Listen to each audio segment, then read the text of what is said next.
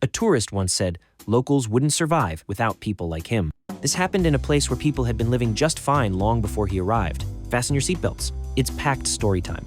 A foreign tourist was staying at a hostel in southern Brazil, in an island called Florianopolis, a place that, until very recently, was made of small neighborhoods, local communities, and people who had known each other for years.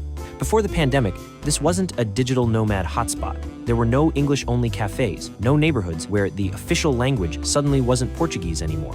But nowadays, everything has changed. People had moved out, rent had skyrocketed. Entire traditional areas are now populated almost exclusively by tourists and temporary residents. At that hostel, conversations revolved around the same things. Where are you from? Where are you going next? What do you think of Brazil? All opinions, none from people who actually lived there. That's when a Danish guy started complaining. He said locals were rude to him while he was surfing, unwelcoming. What he didn't understand is that in that place, surfing isn't a hobby, it's culture, it's routine. There are rules in the water, and people who followed them their entire lives. Someone tried to explain that to him, that the beaches used to be quiet, that overcrowding had changed everything, that locals weren't hostile, they were overwhelmed. And that's when he said it, yeah, but without us, they wouldn't survive.